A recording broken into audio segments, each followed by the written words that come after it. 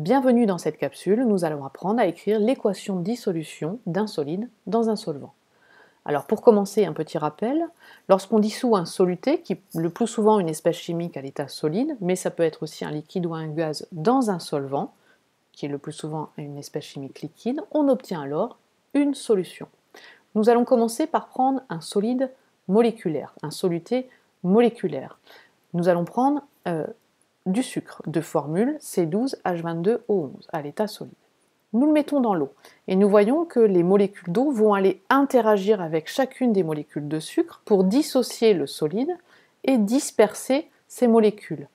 Chacune des molécules va être entourée de molécules d'eau, ce que l'on va représenter dans l'équation par le petit symbole AC qui veut dire aqueux, synonyme de eau. Donc voici l'équation de dissolution d'un solide moléculaire dans le solvant eau. Nous allons prendre maintenant un deuxième solide, le solide ionique chlorure de sodium. Nous avons déjà vu NaCl petit s dans une précédente capsule. Nous le mettons dans l'eau. L'eau va alors interagir d'abord ici avec les ions chlorure. Le côté positif de la molécule d'eau va aller interagir avec l'ion chlorure, interaction électromagnétique. Et puis pour l'ion sodium, eh bien, ça sera le côté négatif de la molécule d'eau qui va interagir. Les ions sont dissociés, solvatés et dispersés dans l'eau. Dans la solution, nous avons donc des ions Na+ aqueux et des ions Cl- aqueux. Voici donc ici à gauche le solide ionique chlorure de sodium et à droite la formule de la solution aqueuse de chlorure de sodium. Prenons un deuxième solide ionique un petit peu plus compliqué, composé d'ions calcium et d'ions fluorure. Je rappelle, précédente capsule, CaF2 solide est la formule du solide ionique 2 indiquant qu'il y a 2 fois plus d'ions fluorure que d'ions calcium. Nous le mettons dans le solvant eau. Alors bien sûr, l'eau va dissocier le fluorure de calcium.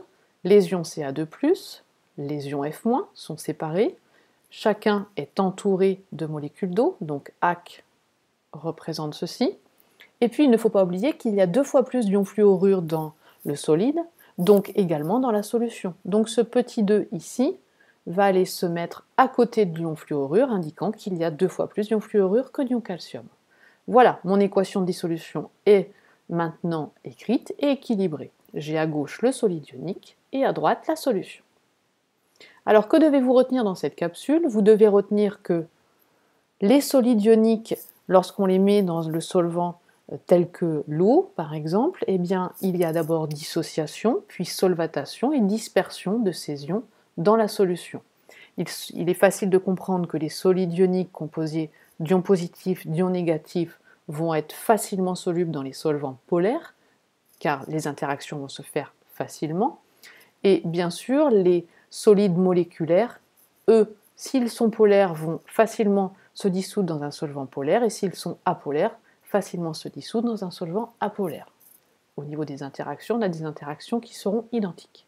Et vous devez savoir écrire une équation de dissolution.